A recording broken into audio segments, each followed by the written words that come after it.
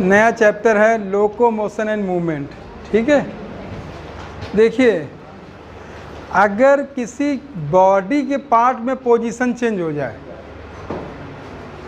कहाँ पे चेंज हो जाए बेटा? बॉडी पार्ट में, तो उसे मूवमेंट कहते हैं।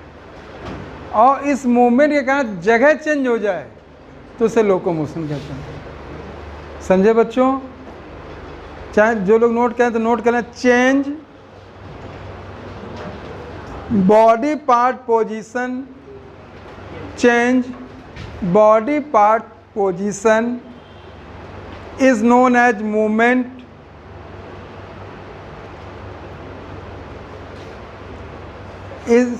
is known as movement, and during change movement change in place, movement के दौरान जगह चेंज हो जाए, इसको लोकोमोशन कहते हैं।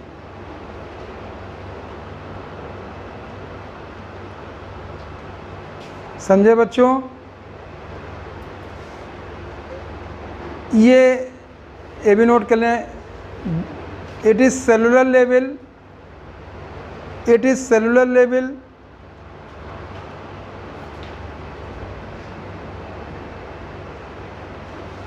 like a cytoplasmic movement, amoeboid movement, ciliary movement,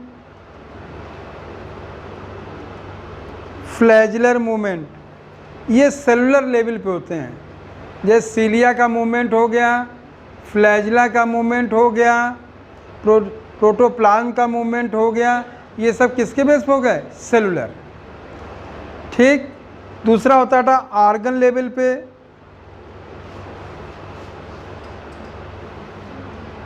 organ level में देखिए दो प्रकार का होता है, नोट करिए। ऑर्गन लेवल पे इज ए 2 टाइप्स, नोट कर लो बेटा।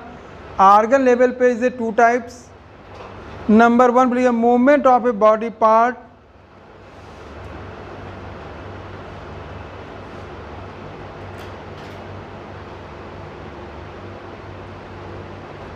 like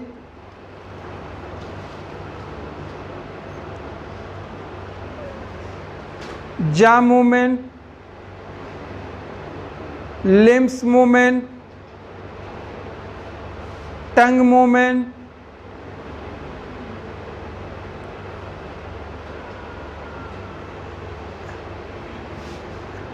eyelids movement,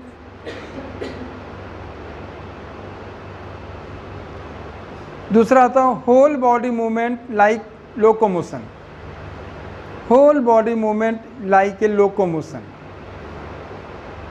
ये हमने आपको जो लिखा है पहला पूरा पैरा एनसीईआरटी इसका इसमें आ गया। अपनी एनसीईआरटी में देखिएगा, जैसे देखना बच्चों, movement is significant feature of living और थिंग्स। ठीक है बेटा, बताओ मूवमेंट प्लांट में होता है कि एनिमल में? बोलो, दोनों में। लिविंग थिंग्स, कोई भी लिविंग थिंग हो उसमें मूवमेंट जरूर होगा। ठीक है, वो बेटा ऐसा भी हो सकता है कि हो सकता है कि वो पूरा ऑर्गेनिज्म मूवमेंट कर रहा हो सकता है उसके अंदर प्रोटोप्लाज्म का मूवमेंट हो रहा हो सकता है प्रोटोप्लाज्म के अंदर ऑर्गेनेल्स का मूवमेंट हो रहा है। ठीक है, इस प्रकार के जो चीज़ अपना प्लेस चेंज ना करे लेकिन उसकी पोजीशन में चेंज हो जाए उसको मूवमेंट कहते हैं। और ये लिविंग बीइंग का कैरेक्टर है। किसका कैरेक्टर है? लिविंग बीइंग का। ठीक, दूसरी लाइन तुरंत देखिए, एनिमल एंड प्लांट। बच्चों एनसीईआरटी में देखिएगा, वाइड रेंज ऑफ मूवमेंट जैसे streaming of protoplasm in unicellular like amoeba is a simple form movement. अब आप देखिए, जैसे मान लो अमीबा को आप देखते होंगे, ये मान ली अमीबा मैंने बना दिया। ठीक है,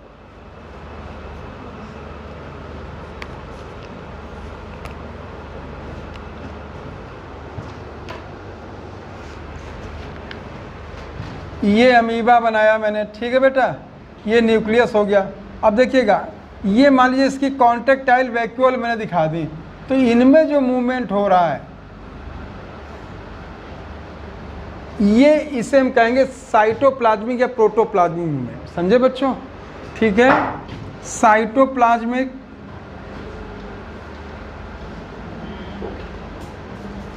और प्रोटोप्लाज्मिक मूवमेंट।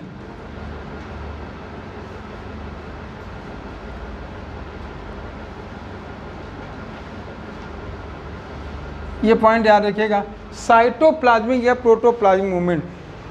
देखिएगा ये तो साइटोप्लाज्म हुआ, लेकिन अगर इसके कारण ये अमीबा यहाँ से यहाँ आ गया, इस जगह पे आ गया, तो प्लेस चेंज हो गया। ठीक है, जो ये प्लेस चेंज हुआ, चेंज प्लेस, इसको कह दिया गया लोकोमोशन।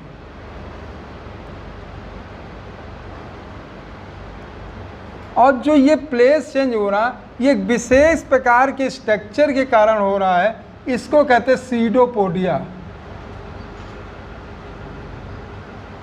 समझे बच्चों? तो अमीबा में अंदर तो साइटोप्लाज्मिक मूवमेंट हुआ, इस साइटोप्लाज्मिक मूवमेंट के कारण सीडोपोडिया का बना, जिसके कारण चेंज प्लेस, जगह चेंज हो गई, उसका एक जगह दूसरी जगह पहुंच गया, इसको कहेंगे लोकोमोशन। क्या कहेंगे? तो अमीबा में लोकोमोशन किसके द्वारा? सीडोपोडिया। ये किसके कारण हो रहा है? प्रोटोप्लाज्मिक मूवमेंट या चेंज के कारण। इतना आपको याद करना। ये बात समझ में आ गई बेटा? ठीक, ये मूवमेंट है और ये लोकोमोशन है। समझे? अब क्वेश्चन क्या पूछता है उसके ऊपर है बेटा। आगे अपनी एनसीईआरटी में फिर आइए, movement of cilia, cilia, flagella, tentacles, many organ. आप देखते होंगे सीलिया जो है ये पैरामीशियम में पाया जाता है। किसे पाया जाता है? फ्लैजिला जो है बेटा, ये जो फ्लैजिला जो होता है ये यूग्लिना में पाया जाता है। समझे बच्चों? ठीक, इसी प्रकार से और भी एनिमल हैं जिनमें डिफरेंट टाइप के स्ट्रक्चर पाए जाते हैं। ह्यूमन बीइंग में move limbs, jaw, eyelids, tongue, some movement result in change in place और लोकेशन। बेटा इस प्रकार के वॉलंटरी मूवमेंट को लोकोमोशन कहते हैं। देखो बच्चों, जैसे हमारी आईलिट्स हैं, इनमें मूवमेंट हो रहा लेकिन प्लेस चेंज नहीं हो रहा। हमारी टंग है, इसमें मूवमेंट हो रहा लेकिन प्लेस चेंज नहीं हो रहा। लिम्स में हमारे मूवमेंट हुआ, लेकिन इस लिम्स के कारण हमारा प्लेस भी चेंज होना। बात समझे बच्चों? तो जो लिम्स में जो चेंजेस हुआ वो मूवमेंट हुआ, उस चेंजेस का प्लेस चेंज हुआ तो वो क्या हो गया? लोकोमोशन। ये बात समझ आया बच्चों? फिर ये इंपॉर्टेंट है, walking, running, climbing, flying, swimming. बच्चों एक बात देखिएगा, इन्होंने यहाँ पे जो जो हैबिटेट उसके लिया गया। अगर कोई स्लो टेरेस्ट्रियल मूवमेंट कर रहा है तो वॉकिंग हो गया, अगर फास्ट टेरेस्ट्रियल मूवमेंट है तो रनिंग हो गया, अगर एक जगह दूसरे उछल के जाए तो क्लाइंबिंग हो गया, अगर एयर में है तो फ्लाइंग हो गया, और वाटर में है तो स्विमिंग हो गया। आपने एक बात गौर की होगी, यहाँ टेरेस्ट्रियल की भी बात एनसीईआरटी ने की, यहाँ पे आर्बोरियल प्लांट की भी की, क्लाइंबिंग हो गया। ठीक है, इसके बाद उन्होंने फ्लाइंग तो एयर की बात कर ली, और इसके बाद उन्होंने एक्वाटिक तो स्विमिंग की बात कर ली। तो लोकोमोशन और मूवमेंट, आप चाहे फ्लाइंग करें, चाहे स्विम करें, चाहे मूवमेंट करें, चाहे फास्ट रनिंग करें या वॉक करें, दोनों में इसकी आवश्यकता पड़ती है। ये बात समझे बच्चों? इम्पॉर्टेंट चीज़ है ये।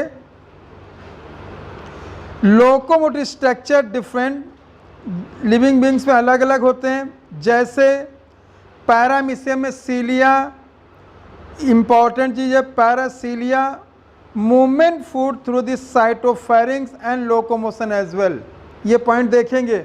अगर हम पैरामीशियम की बात करते हैं, देखिएगा, अगर मैं पैरामीशियम की बात करता हूँ तो पैरामीशियम जो होता है स्लीपर एनिमल क्यूल होता है। समझे बच्चों?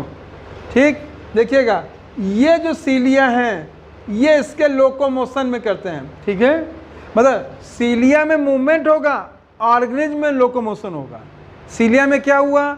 मूवमेंट, और इसके जब इनमें मूवमेंट हुआ बच्चों, वाइब्रेटिंग मूवमेंट हुआ, तो ये जाके यहाँ पे स्ट्रक्चर आ गया, ये पैरामीशियम यहाँ आ गया, तो ये मूवमेंट के कारण यहाँ पे आना, ये लोकोमोशन हुआ। ठीक, दूसरी चीज़ सीलिया यहाँ भी पाया जाता है, साइटोफेरिंक्स होता है ये यहाँ पे, ठीक है, साइटो, और यहाँ पे बेटा एक साइटोस्टोम होता है जिसके द्वारा भोजन आता है। तो देखिए जो ये है इसके कारण मूवमेंट ये हुआ, ठीक। तो ये भोजन जो भोजन युक्त जो पानी है, पानी में जो भोजन जो पाया जाता है उसको ये सीलिया मूवमेंट कराए, तो भोजन कराने में हेल्प किया। हेलो, हाँ अभी क्लास में बेटा, ठीक बेटा, ठीक बेटा। तो देखिए अब ये क्या हुआ, तो वाटर जो हो गया, वाटर के साथ इसमें भोजन भी आया। तो देखिए इन सीलिया के मूवमेंट के कारण वो वाटर जिसमें फूड है उसके कारण फूड लेने में हेल्प किया, तो इसके सीलिया ने भोजन टेक में मदद किया, और इन सीलिया के कारण इसकी जगह चेंज हो गई, तो इसके कारण बेटा ये लोकोमोशन हो गया। ये क्वेश्चन बना सकते हैं कि पैरामीशियम में सीलिया का काम क्या है, लोकोमोशन एंड फूड कैप्चर। देखो दिखा, समझ आया बच्चों? इस लाइन को देखिए, देखें, paramecium cilia help movement of food through cytopharynx and locomotion as well. आया? ये इंपॉर्टेंट लिखिए आप लोग पहले, इंपॉर्टेंट, क्योंकि ज़्यादातर बच्चे यही मानेंगे कि इसमें बेटा लोकोमोशन करते हैं, ठीक। एक पॉइंट और याद रखिएगा, एक बात से ये बात ध्यान रखें, पैरामीशियम का यूनिवर्सल कैरेक्टर मानूंगा, two type nucleus not a cilia. Cilia तो और भी चीज़ों में होते हैं, पैरामीशियम का यूनिवर्सल कैरेक्टर क्या है, two type nucleus, two type nucleus, two type nucleus, ठीक है, ठीक है बेटा।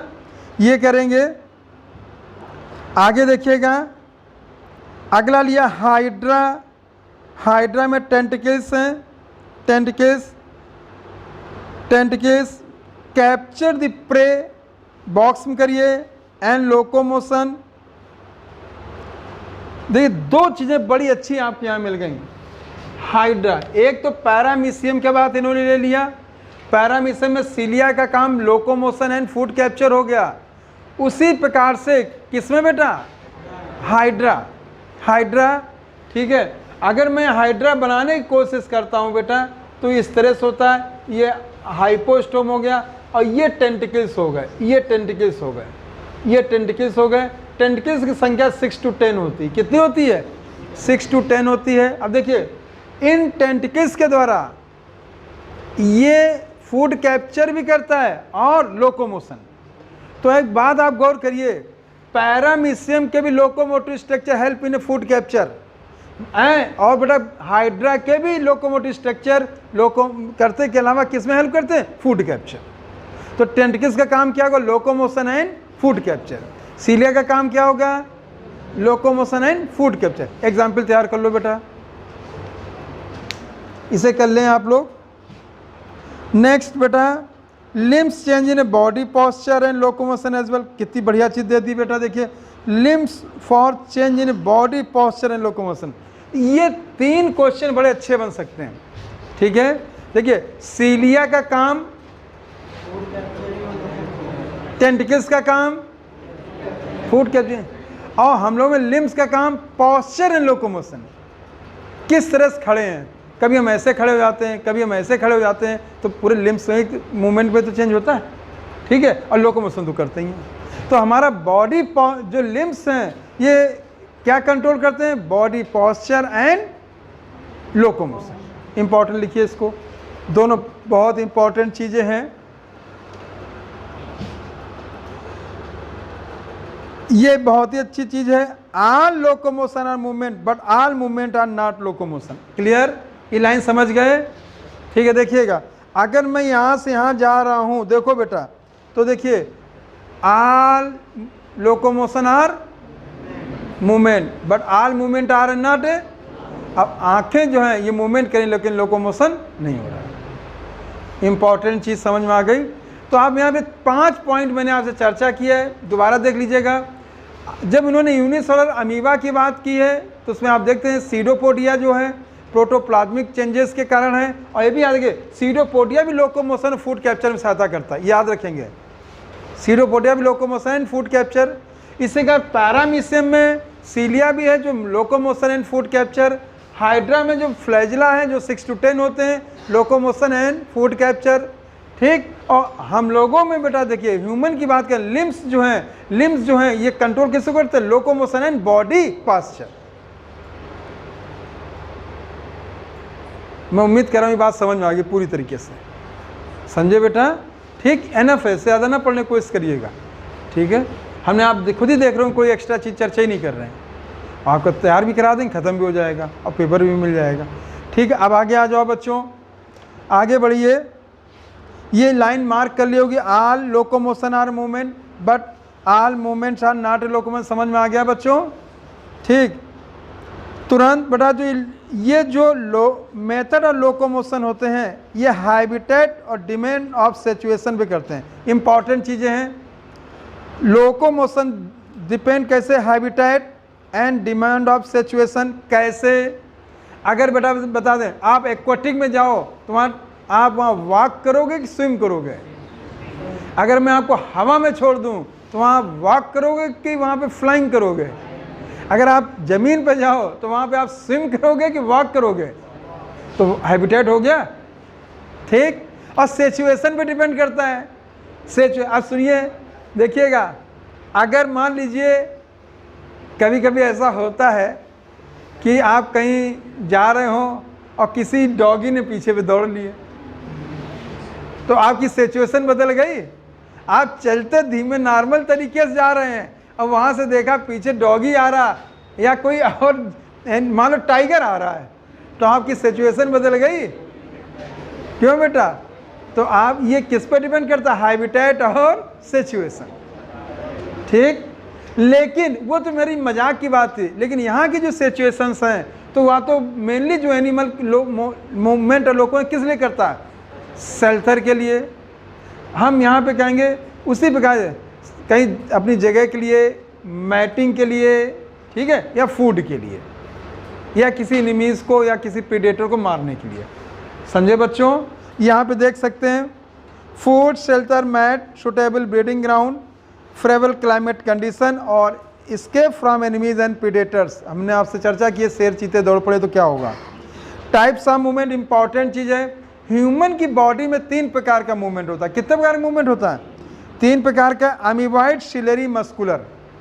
बच्चों एक बात ध्यान दो, अमीबॉइड, सिलेरी, मस्कुलर, 2 बातें बहुत गौर से सुनना।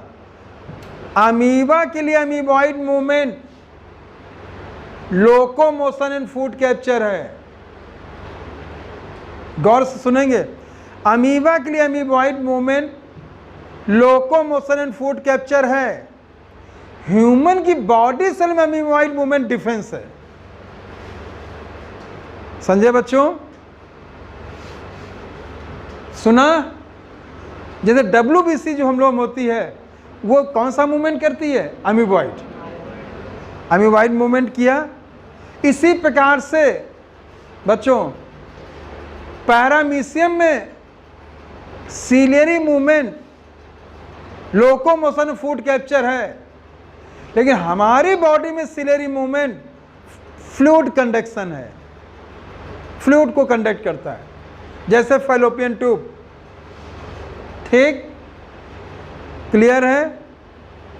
तीसरी चीज मस्कुलर मूवमेंट, जो हम लोग मस्कुलर मूवमेंट होता है, मूवमेंट और लोकोमोशन। अभी देखिए 3, पहले जवाब दीजिए, ह्यूमन की बॉडी सेल में कितने प्रकार का मूवमेंट? 3 प्रकार का मूवमेंट है। एक मूवमेंट किस चीज के लिए? अमीबॉइड। अमीबॉइड मूवमेंट किस चीज के लिए? डिफेंस। सिलेरी मूवमेंट किस लिए? Fluid conduction. ट्यूब होगा, फ्लूइड ट्यूब में, और ट्यूब में सिलिया, फ्लूइड कंडक्शन। ठीक, तीसरा कौन सा है? Muscular, movement and locomotion. Movement and locomotion. Technical बात समझ में आ गई बच्चों? तुरंत अपनी एनसीईआरटी में इसको कर लीजिएगा। Amoeboid, ciliary, muscular.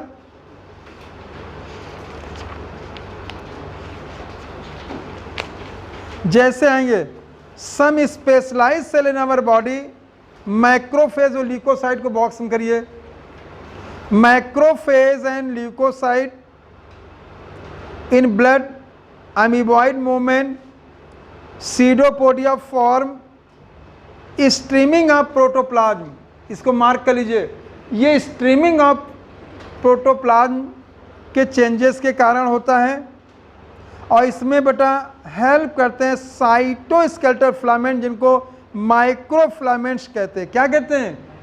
माइक्रोफिलामेंट। देखिए कितनी सही चीज़ आप जान गए कि अगर देखा जाए कि हम लोगों में कौन सी सेल में अमीबॉइड मूवमेंट है? WBC और मैक्रोफेज। इनका काम क्या होता है? डिफेंस। और ये अमीबॉइड मूवमेंट में क्या बनता है? सीडोपोडिया। क्या बनता है? और ये सीडोपोडिया बनता है प्रोटोप्लाज्म कन्वर्जन। अगर आप लोग कहते एक साथ बोले तो ना बोले, आगे बढ़ जाए। उसे हम सॉल्जल कन्वर्जन कहते हैं। क्या कहते हैं? अब जो नहीं दिया प्रोटोप्लाज्मिक ही याद करो भाई, अभी इस समय कोई एक्स्ट्रा नहीं। प्रोटोप्लाज्मिक कन्वर्जन है और इसमें हेल्प करते हैं माइक्रोफिलामेंट्स। उन माइक्रोफिलामेंट्स कौन करते हैं बेटा? ठीक है, तो सीडोपोडिया फॉर्मेशन की दो मुख्य चीजें हुई, protoplasmic conversion and microfilaments. Point दिखा? ठीक, नेक्स्ट उसमें आ जाइए आगे। सीलेरी मूवमेंट अवर इंपॉर्टेंट जी, ciliary movement our internal tubular organs. Tubular organs, hollow organs, हमने आपसे कहा था फ्लूइड जहाँ पाया जाता है वहाँ के लिए होता है। सिलेटेड इपिथीलियम पाई जाती है और कोऑर्डिनेटेड मूवमेंट ऑफ सीला एंड ट्रैकिया। ट्रैकिया में बेटा डस्ट पार्टिकल रिमूव करना, फॉरेन सब्सटेंस जो हैं एयर के साथ पहुँचे उनको रिमूव करना, और इसे फैलोपियन ट्यूब में ओवा के पैसेज को मूवमेंट कराना। बेटा इस जगह बेटा सीलेरी मूवमेंट है। कौन सा मूवमेंट है? सीलेरी मूवमेंट। आया बच्चों? ठीक, मैं उम्मीद कर रहा हूँ दो चीज़ें बिल्कुल समझ में आ गई हैं। एक सीडोपोडिया वाला पूरा क्लियर हो गया। हम लोग में सीडोपोडिया कहाँ बनता है? डिफेंस जहाँ होता है। हम लोगों में जो सीलिया कहाँ पाए जाते हैं? जहाँ फ्लूइड का कंडक्शन होता है। या ट्रैकिया, आप देखते हो कब हमेशा थोड़ी थोड़ी देर सलाइवा बाहर आता रहता है कभी, और आप थोड़ी थोड़ी डिगुलेट करते रहते हो। डिगुलेट इसलिए करते रहते हो क्योंकि आपकी चीज़ ये नम बनी रहे, और दूसरी चीज़ हमारे डाइजेशन में भी हेल्प करता है। ठीक है, अब देखिए, और तुरंत अगर कोई आती तुरंत हम लोग खांसते कफिंग करते फ्लूइड के साथ बाहर आ जाती है। तो जो ये भी चीज़ें हैं, इनको फॉरेन पार्टिकल जो ट्रैकिया में पहुँच गए हैं उनको बाहर करने का काम करता है सिलेटेड इपिथीलियम। इसी प्रकार फैलोपियन ट्यूब में ओवा जो होता है, देखिए कितनी अच्छी चीज़ है। स्पर्म अपनी एक जगह से दूसरी जगह टेल के द्वारा जाता था, याद करिए, और ओवा ये अपनी जगह जो ओवरी से रिलीज होके जो पहुंचता था फैलोपियन ट्यूब में, एम्पुला में जहाँ फर्टिलाइजेशन होता है, वो जाता ciliary movement of fallopian tube. Ciliary movement of fallopian tube, not ova. वो किसके सीलिया थे? फैलोपियन ट्यूब के। ये दो पॉइंट क्लियर आ सकते हैं, एग्जाम्पल इंपॉर्टेंट है, आप इसके देखेंगे।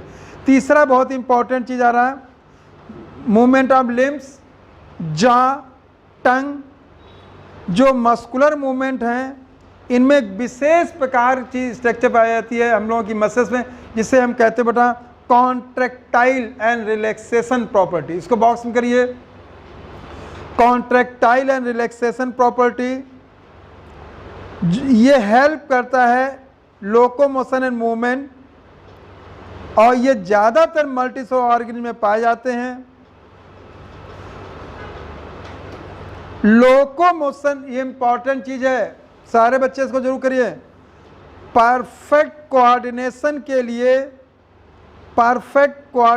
के लिए इसके लिए स्केलेटल और न्यूरल सिस्टम भी चाहिए। स्केलेटल और न्यूरल सिस्टम देखो कैसे, अगर हम यहाँ पे बात करें, जैसे हमने यहाँ पे मूवमेंट किया, तो इस मूवमेंट में हमारी मसल्स में कॉन्ट्रैक्शन रिलेशन हो रहा तो बात अलग है, लेकिन इसको कोऑर्डिनेट किसने किया? न्यूरल ने। किसने किया? और इसको सपोर्ट किसने दिया? स्केलेटल ने। समझ आया बच्चों? ठीक है, तो देखिएगा, तो अब अगर आप देखें तो मूवमेंट में तीन मुख्य चीज़ें आ गई, मसल्स, स्केलेटल और न्यूरल। क्लियर है? तो इसको कोऑर्डिनेट किसने किया बेटा? बोलो, न्यूरल। और सपोर्ट किसने किया? स्केलेटल। ये पॉइंट कर लीजिए, देखो दिखाया। इंपॉर्टेंट चीज़ है। स्केलेटल सिस्टम दिया गया है। नेक्स्ट बेटा हमारा मसल। सबसे पहला पॉइंट देखिए, मसल की ओरिजिन मीजोडर्मल होती है। कैसे होती है? मीजोडर्मल। 40 to 55% बॉडी वेट होता है। इसको याद करना आपको। एडल्ट ह्यूमन का जो बॉडी वेट है उसका 40 से 50% कौन हो गया बेटा? मसल्स हो गया। आपको यहाँ बहुत इंपॉर्टेंट, मसल्स के कुछ विशेष प्रॉपर्टीज़ हैं, उनमें 4 प्रॉपर्टीज़ पे आप गौर करें। चारों को देखिए। एक एक्साइटेबिलिटी है, दूसरा कॉन्टेक्टिलिटी है, तीसरा एक्सटेंसिबिलिटी है, चौथा इलास्टिसिटी है। चारों बोलिए। नंबर 1 कौन? Excitability. Number 2 contractility. Number 3 extensibility. Number 4 elasticity. फिर से बोलो बच्चों। नंबर 1 बोलो, नंबर 2, नंबर 3, नंबर 4, फिर से बोलो। नंबर 1 है excitability, number 2 contractility, number 3 extensibility, number 4 ये पॉइंट पूछे जा सकते हैं कैरेक्टर ऑफ मसल्स में। 4 पॉइंट, ये पॉइंट तैयार करेंगे। मसल्स को क्लासिफाइड करने के डिफरेंट क्राइटेरिया हैं बेस्ड ऑन लोकेशन। 3 प्रकार की हैं। लोकेशन को बॉक्स में करिए। देखिए, अगर ये हमारे स्केलेटल से एसोसिएट हैं तो स्केलेटल मसल्स हो गई। इंटरनल आर्गन से हैं तो विसरल हो गई। हार्ट है तो कार्डियक हो गई। देखो आज इतने मसल्स इतना बता के फिर अगले टर्म आगे डिटेल में लेंगे। समझे बच्चों? इतना हो जाएगा, अगले टर्म इसको ख़त्म कराएंगे पूरा। फिर से बोलो। किसके आधार पे बेटा? लोकेशन। लोकेशन के आधार पे कौन हो गई बेटा? बोलो। अगर वो हार्ट में तो क्या हो गई? कार्डियक। अगर बोन के एसोसिएट तो हो गई स्केलेटल। अगर इंटरनल आर्गन में हो गई तो विसरल। ठीक है, तो लोकेशन के आधार पे ये 3 प्रकार की हो गई। आगे और चर्चा होगी बेटा। स्केलेटल मसल तुरंत देखिएगा, इसके एक पॉइंट जोड़ दे, सिलिंड्रिकल होती। कैसे होते बेटा? सिलिंड्रिकल।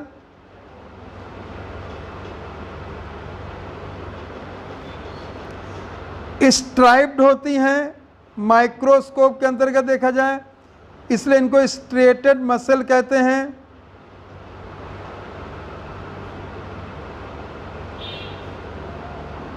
वॉलेंट्री कंट्रोल होती हैं, इच्छा अनुसार। जैसे देखिए, हमने कहा मेरा हाथ मुड़ जाए तो ये कौन सी हो गई बेटा? वॉलेंट्री। वॉलेंट्री हो गई। वॉलेंट्री मसल को स्केलेटल भी कहते हैं। क्या कहते हैं? वॉलेंट्री मसल्स को क्या कहते हैं? स्केलेटल। इसको करिए। वॉलेंट्री मसल्स प्राइमरी इन्वॉल्व ये लोकोमोशन एक्शन में है और बॉडी पॉस्चर्स में है। बॉडी पॉस्चर लोकोमोशन वाली मसल कौन सी बेटा? स्केलेटल। नेक्स्ट बताती इंटरनल आर्गन्स में है। इंटरनल आर्गन्स में जो internal wall hollow visceral organ में पाई जाती हैं, जैसे एलिमेंट्री कैनाल है, रिप्रोडक्टिव ट्रैक्ट है। इनमें बेटा स्ट्रेशंस नहीं पाए जाते हैं और जिनमें स्ट्रेशंस नहीं पाए उनको स्मूथ मसल्स कहते हैं। क्या कहते हैं? Smooth muscles. और जो स्मूथ मसल्स जो होते हैं ये हमारी इच्छा अनुसार नहीं काम करते हैं। ठीक है, इसलिए इनको इनवॉलेंट्री कहते हैं। इनको बेटा क्या कहा जाता है? इनवॉलेंट्री मसल्स करिए। Involuntary muscles.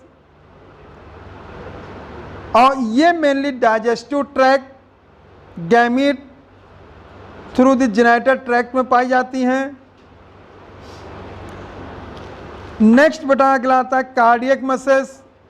ये हार्ट में पाई जाती है। कहाँ पाई जाती है बेटा?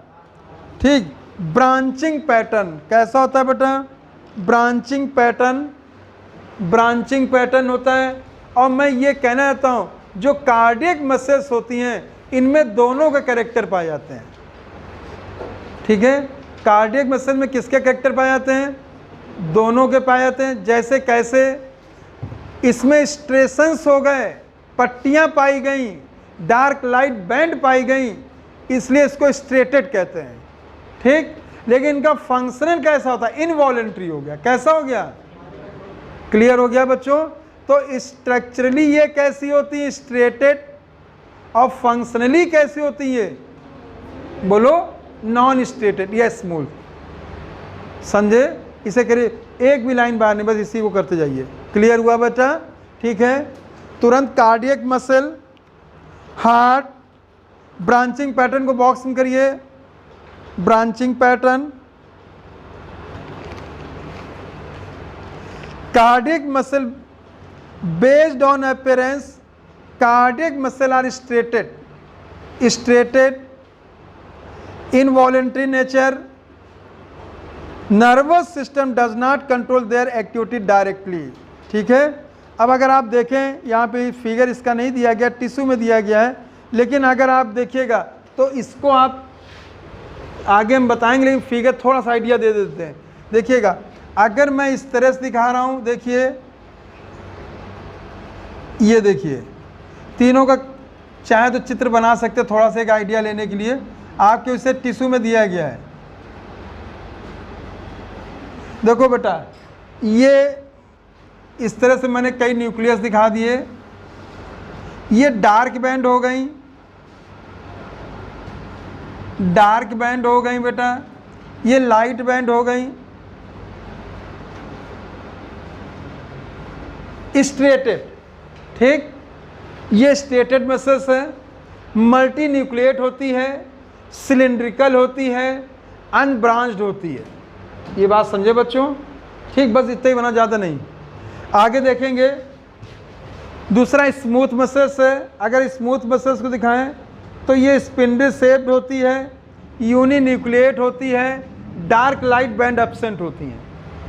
ठीक है। ये स्ट्रेटेड है,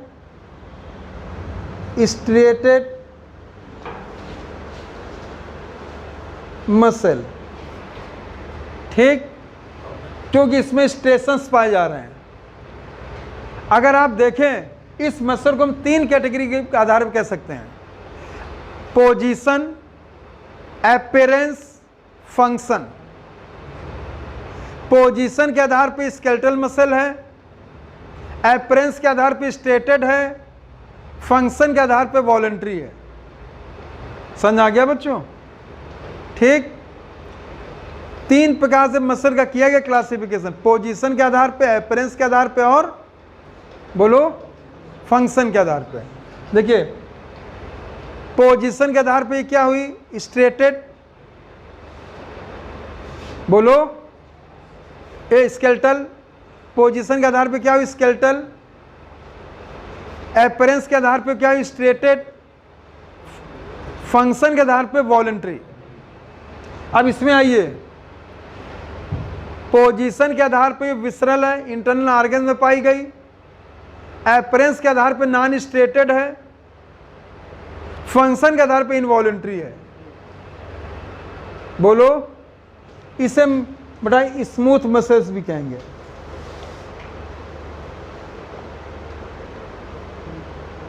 बाकी चीजें नहीं पढ़ने की जरूरत नहीं है। ये मल्टी न्यूक्लिएट है, कई न्यूक्लियस दिखाए हैं। ये डार्क बैंड, लाइट बैंड दिखाए हैं बेटा। ये लाइट बैंड हो गया, इसमें इस तरह कुछ नहीं होता है। ये यूनि न्यूक्लिएट होता है। कैसा होता है? समझे बच्चों? अब अगर मैं यहाँ पे हार्ट का दिखाने की कोशिश करता हूँ बेटा, ये देखिएगा, इस तरह से ले लिया, इस तरह से ले लिया, ये मैंने यहाँ पे ले लिया इस तरह से। आप गौर करिएगा, हार्ट मसल्स जो हैं, हार्ट मसल्स जो हैं, आप गौर करेंगे इसमें ये डार्क बैंड दिखाई जा रही हैं।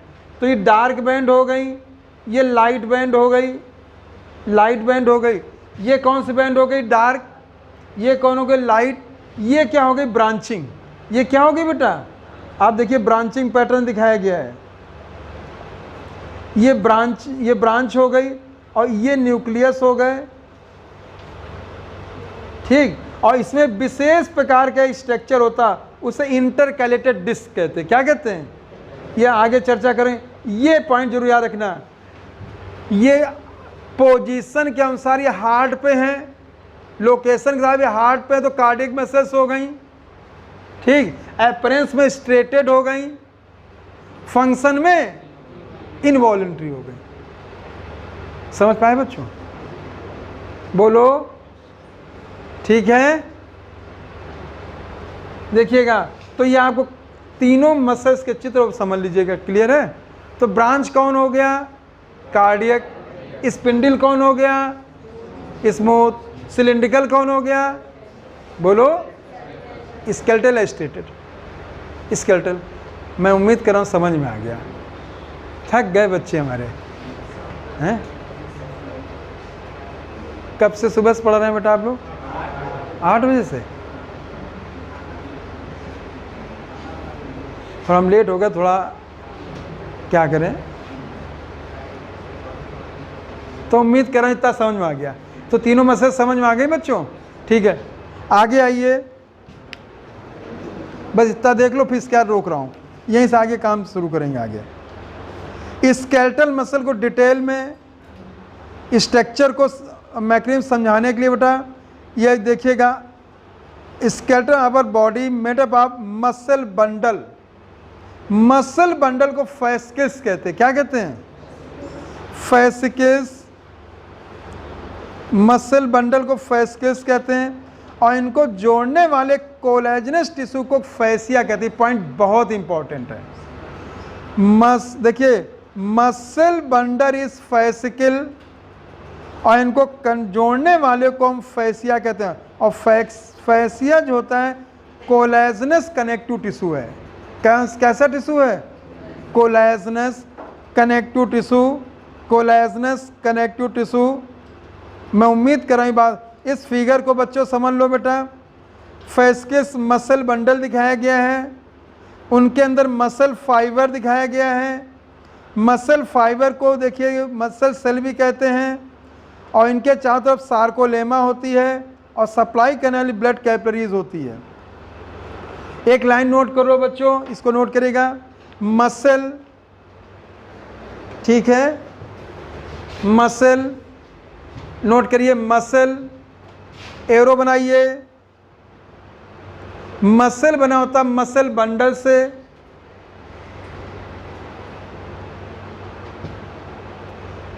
मसल बंडल को फैसिकल्स कहते हैं। मसल बंडल को फैसिकल्स कहते हैं। मसल बंडल बना होता मसल फाइबर से। मसल बंडल बना होता मसल फाइबर से। मसल फाइबर को मसल सेल कहते हैं।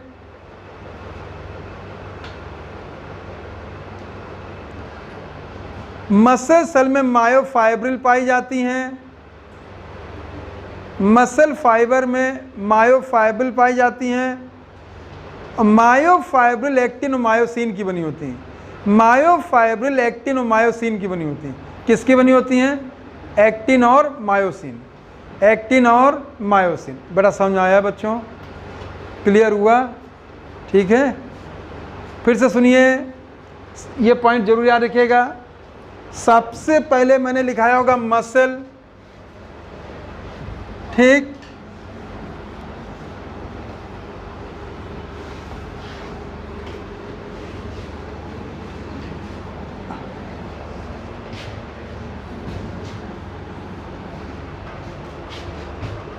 अगले हफ्ते कोशिश करेंगे हम लगातार 3 दिन आ जाएं, ठीक है? थोड़ा इस बन नहीं पा रहा था कोई कारणवश, तो ये लगातार, नहीं तो 2 दिन आ जाएंगे, ठीक है? तो ये चैप्टर आपका ख़त्म कर देंगे और एक और कर देंगे, तो लगभग ख़त्म हो गया। फिर बचा ही क्या? क्यों हैं? स्ट्रक्चर आगे बाकी है? हाँ, तो देखो उसको भी करा देंगे, ठीक है बेटा? ये पहले ख़त्म, फिर स्ट्रक्चर ऑर्गेनाइजेशन भी करा देते हैं, बायोमॉलिक्यूल भी। अच्छा, आज हम बैठ के डिस्कस कर लेते हैं, फिर उस हिसाब से बना देते हैं, ठीक है? अभी देखो बेटा, देखिएगा कि इसमें जल्दबाजी नहीं करेंगे तो नुकसान हो जाएगा। इसमें क्वेश्चन जरूर आने हैं, ठीक है? देखिएगा, सबसे पहले हमने क्या बोला बेटा? मसल, ठीक। क्वेश्चन है मसल किससे बना होता है? मसल बंडल से, फाइबर से नहीं, देखो इसीलिए हमने नोट, मसल बंडल से।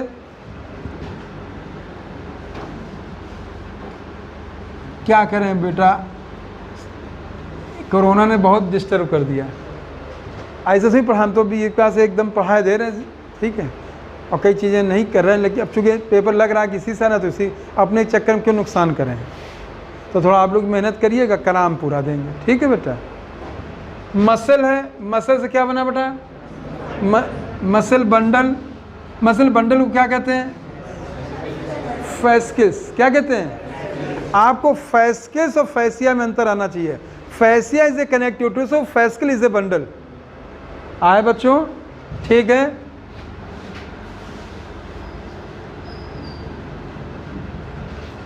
ये जो बना होता है मसल बंडल किससे बना होता है, muscle fibre.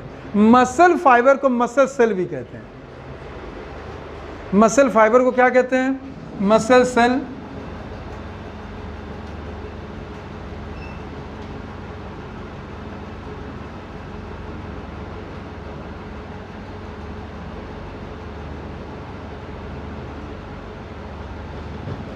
Muscle fibre, muscle cell किसकी बनी होती है, मायोफाइब्रिल। मायोफाइब्रिल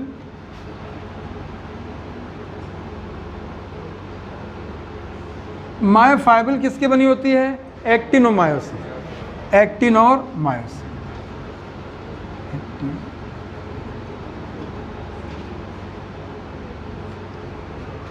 चाहे आप इस तरह याद करें चाहे इस तरह याद करें, ये टर्म बड़े कंफ्यूज करते हैं। ये 3 लिखे हुए हैं, समझे बच्चों, ठीक है। मसल मेसोडर्मल ओरिजिन है, बंडल ग्रुप है, फैस्किस अभी चर्चा किया है। इनको जोड़ने वाला बेटा फैसिया है, कोलेजनस कनेक्टिव टिश्यू। कौन सा टिश्यू है, ठीक है। इसके बाद ये मसल फाइबर है, मसल फाइबर को मसल सेल कहते हैं। ये इससे बना होता है मायोफाइब्रिल से। मायोफाइब्रिल एक्टिन और मायोसिन का। समझ में आया सारे बच्चों को, क्लियर है। चाहे इस तरह से क्वेश्चन बनाए चाहे इस तरह से बनाए, आपको याद करना है। अब देखिए, अब हम इसमें और चित्र बनाने की कोशिश अपना है तो बहुत टाइम लगेगा। अब मैं आपको एनसीईआरटी चित्र दिखाया मैंने आपको। आप देखिएगा उसमें आपको उन्होंने मसल बंडल दिखाया, उनको डोनर फैसिया दिखाया, ऊपर कवरिंग मेम्ब्रेन दिखाई गई है, आप देख सकते हैं बच्चों, ठीक है। मसल फाइबर, और देखिएगा अगर यहाँ पे देखिए, जो अगर मसल सेल है तो इसकी कवरिंग को सार्कोलेमा कहते हैं। क्या कहते हैं, देखो फिगर एनसीईआरटी में सार्कोलेमा। और यहाँ पे ब्लड सप्लाई करने में ब्लड कैपिलरीज पाई जाती है। क्या पाई जाती है बेटा, ब्लड कैपिलरीज। थोड़ा सहयोग करें तो हम अपना चित्र ना बना के एनसीईआरटी बता दें बेटा, ठीक है। थोड़ा हिम्मत बांधो, ठीक है। तुरंत देखिए यहाँ पे, ईच मसल फाइबर, ये अभी मैंने आपसे चर्चा किया है, लाइन बाई प्लाज्मा मेम्ब्रेन, जिसको सार्कोलेमा कहते हैं। क्या कहते हैं, sarcolemma is a contain sarcoplasm. बच्चों ध्यान दो, जिस प्रकार नॉर्मल सेल में प्रोटोप्लाज्म होता है उसी बार मसल सेल के प्रोटोप्लाज्म को सार्कोप्लाज्म कहते हैं। बॉक्स में करिए इसको, बहुत यही आने को चिंता ना करें। मसल फाइबर इज ए सिंसाइटियम, बेटा हमने चित्र यहाँ बना मिटाल दिया है। आप देखिए मैंने मल्टी न्यूक्लिएट दिखाया था। मल्टी न्यूक्लिएट स्ट्रक्चर को सिंसाइटियम कहते हैं। क्या कहते हैं, सिंसाइटियम। मल्टी न्यूक्लिएट लिख लीजिए वहाँ पे, मल्टी न्यूक्लिएट स्ट्रक्चर को सिंसाइटियम कहते हैं।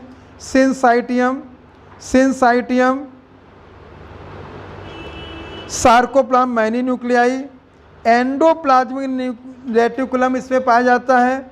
बड़ा सार्कोप्लाज्मिक रेटिकुलम, बड़ा जहाँ सार्कोप्लाज्मिक रेटिकुलम लिखा है उसको आप स्मूथ एंडोप्लाज्मिक रेटिकुलम भी नोट कर सकते हैं। नोट करिए, sarcoplasmic reticulum is known as smooth endoplasmic reticulum, store house of calcium. Store house of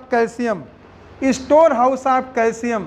एक पॉइंट बच्चों नोट करेंगे, एक पॉइंट नोट करो यही साइड में, most abundant mineral in skeletal muscle is potassium. Most abundant mineral in skeletal muscle is potassium. Most abundant mineral in skeletal muscle is potassium. Sodium, अगला point, अगला point star बना के note करेंगे। Sodium, calcium, phosphorus, magnesium trace element कम मात्रा में होते हैं, सूक्ष्म मात्रा में होते हैं। Sodium, calcium, phosphorus, magnesium trace element या ट्रेस अमाउंट में होते हैं। ट्रेस अमाउंट में, ट्रेस अमाउंट सूक्ष्म मात्रा में होते हैं। मसल में सबसे ज्यादा कौन होता है? पोटेशियम। स्मूथ एंडोप्लाज्मिक में कौन है? कैल्शियम। न एक पॉइंट और, most abundant carbohydrate glycogen, most abundant carbohydrate glycogen, glycogen, most abundant pigment myoglobin, most abundant pigment is a myoglobin, myoglobin note किया। फिर से बताइए, मोस्ट एबंडेंट मिनरल कौन? पोटेशियम। लेकिन स्मूथ एंडोप्लाज्मिक में कौन? कैल्शियम। मोस्ट एबंडेंट कार्बोहाइड्रेट कौन? Glycogen. Most abundant pigment कौन? मायोग्लोबिन। नोट किया? समझ में आ रहा है बच्चों? तुरंत एनसीईआरटी में फिर आइए, देखिए, एक characteristic feature of muscle fibre is presence of large amount of parallel arrange filament in A myofilaments या मायोफाइब्रिल कहते हैं। देखो मायोफाइब्रिल आ गए, ठीक है, उनमें पैरेलल रूप से कौन पाए जाते हैं? मायोफाइब्रिल। अगर फिगर चेक में तो बहुत समय लग जाएगा बेटा, बात समझे बेटा? इससे हम करा ले जाएंगे, पूरा क्लियर कर देंगे, चिंता ना करना, ठीक है। नेक्स्ट बेटा, ईच मायोफाइब्रिल डार्क और लाइट बैंड पाए जाते हैं, जिनको अभी मैंने बताया था, डार्क बैंड और लाइट बैंड बताए थे। और डार्क और लाइट बैंड किसमें पाए जाते हैं? आपके स्केलेटल मसल और कार्डियक मसल, स्केलेटल मसल और कार्डियक मसल, स्केलेटल मसल और cardiac muscle. Myofibril establish striated appearance due to distribution पर टू इंपॉर्टेंट प्रोटीन एक्टिन और मायोसिन। आप देखिएगा बच्चों, देखो मायोफाइब्रिल किसकी बनी है? एक्टिन और मायोसिन, एक्टिन और मायोसिन। ये फिगर देखिए बच्चे भी, लाइट बैंड को आई बैंड कहते हैं। आई का मतलब होता है आइसोट्रोपिक, आइसोट्रोपिक उसको कहते हैं जिससे लाइट पास हो जाए। लिख लो बेटा, can pass light, pass light लिखिए आइसोट्रोपिक, पास लाइट आइसोट्रोपिक, पास लाइट आइसोट्रोपिक। डार्क बैंड को ए बैंड कहते हैं, ए बैंड को एन आइसोट्रोपिक कहते हैं। डज नॉट पास लाइट, जिनसे लाइट पास होगी उसे क्या कहते हैं? आइसोट्रोपिक। और जिनसे नहीं पास उसे क्या कहते हैं? Anisotropic. बात समझे? डार्क और लाइट बैंड इसे याद रखेंगे। अगले पन्ने में जाइए बच्चों, तुरंत देखिए सीधे, myosin both protein arrange rod like structures में होती हैं, रॉड लाइक स्ट्रक्चर्स में होती बेटा। Parallel to each other longitudinal axis myofibrils होती हैं। अगर मैं यहाँ पे एक बात दिखाने की कोशिश करता हूँ, देखिएगा ये फिगर, आप बी नंबर का फिगर देखो, बी नंबर का फिगर सीधे एनसीईआरटी कोई, और जिन बच्चों को हमने पीछे पढ़ा वो देख सकते हैं, उससे भी देख सकते हैं, लेकिन हम ऐसे बना दे रहे हैं। देखिए ये जिगजैग लाइन है, कौन है बेटा? इसको जेड लाइन कहते हैं। क्या कहते हैं? Z line. बड़ा समझ में आ रहा है कि नहीं आ रहा है? थोड़ा सा और हिम्मत बांध, फिर रोक देंगे, ठीक है? थोड़ा सा और है, परेशान मत हो।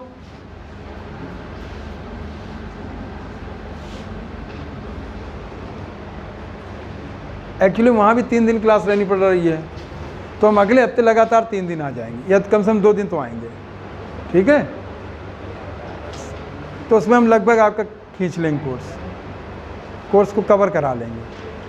क्योंकि बेटा एक दिन में आके एकदम से खींचे हमें भी खुद अटपटा सा लगता है। हम ऐसे नहीं पढ़ाते हैं, आप देखे होंगे, हम हर चीज़ को एकदम डायग्रामेटिक बनाए। अगर उसको उस चक्कर में पढ़ेंगे तो नीट निकल जाएगा, दूसरा नीट आ जाएगा,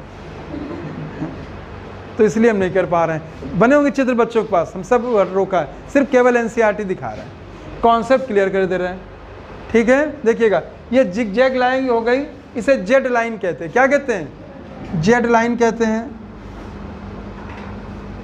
ठीक बच्चों? इसे जेड लाइन कहते हैं। कौन सी लाइन? जेब्रा लाइन तो नहीं, जिगजैग लाइन, ठीक, अब देखिएगा ध्यान से सुनो, इससे जुड़ी हुई एक्टिन होती हैं, कौन होती हैं? ये एक्टिन है। फिगर एक गौर करिएगा अभी, ये एक्टिन है, ये एक्टिन है, ठीक, ये एक्टिन हो गई,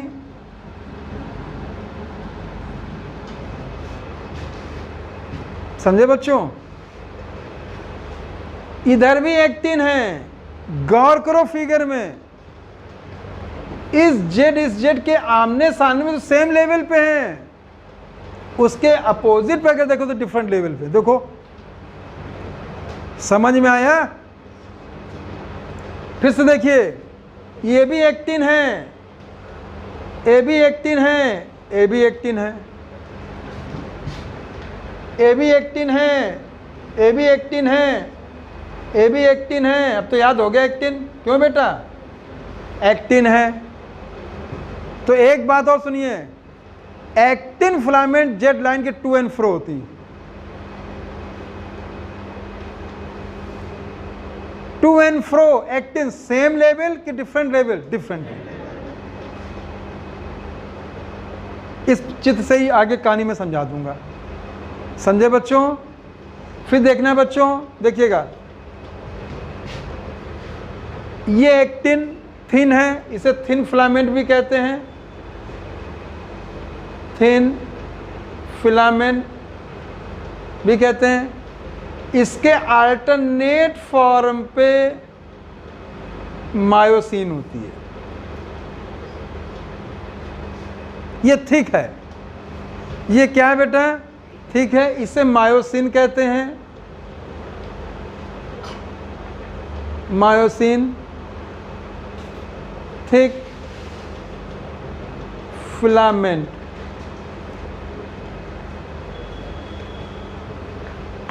बस इसीलिए मैंने कहा ये चित्र बना, थोड़ा समझ में आ जाएगा, ठीक है? एनसीईआरटी का ही है। फिर देखिए, ये फिर थिक फिलामेंट है, इसका अल्टरनेट फॉर्म में थिक फिलामेंट है,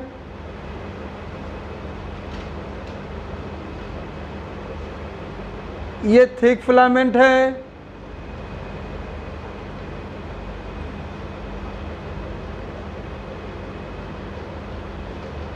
ये थिक फिलामेंट है। बच्चों ध्यान दो, ये थिन है, ये थिक है, ठीक, ये थिन है, ये थिक है, ये एक्टिन है, मायोसिन है। बच्चों एक्टिन और मायोसिन मिलके मायोफाइब्रिल बनाती हैं, बोलो? अभी मैंने यहां लिखा था, क्या बनाती हैं? मायोफाइब्रिल बनाती हैं। बच्चों गौर करिएगा, तो एक जेड लाइन से दूसरी जेड लाइन तक की दूरी को सार्कोमियर कहते हैं। क्या कहते हैं? क्या कहते हैं बेटा? सार्कोमियर कहते हैं। और ये जो सार्कोमियर यूनिट होती है, ना मसल की है, ना मसल फाइबर की है, ये मायोफाइब्रिल की है। ये किसकी है? मायोफाइब्रिल की। ये जो यहां से यहां तक का बेटा, इसको हम सार्कोमियर कहते हैं।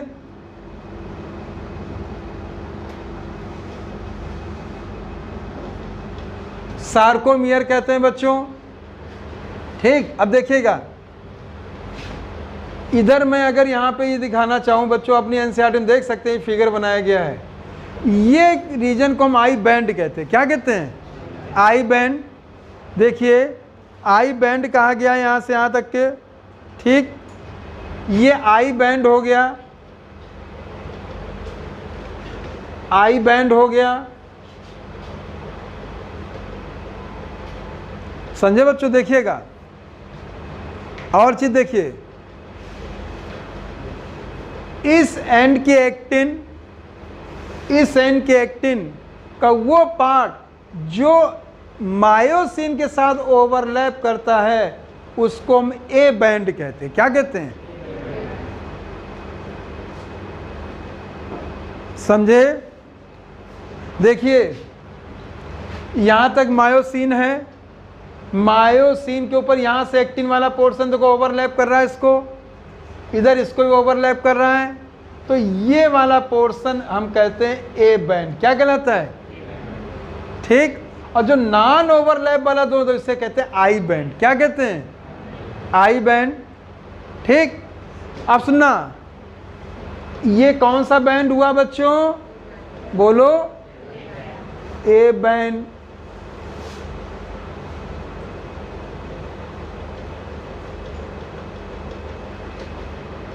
अब देखिए, ए बैंड का वो पोर्शन, ए बैंड का वो पोर्शन जहां पे मायोसिन को एक्टिन ओवरलैप नहीं कर रही है, उसको एच जोन कहते हैं। क्या कहते हैं? ये reason is known as H zone. आपकी किताब में तो कोई दिखाया हुआ है, इसे कहते हैं एच जोन। एच जोन कहते हैं। सारे बच्चों को समझ आ गया? देखिएगा, जहां केवल एक्टिन है तो आई बैंड है, जहां एक्टिन और मायोसिन दोनों वहां ए बैंड है, जहां केवल मायोसिन है वहां zone, H zone. H zone. कितना समझ आया बच्चों?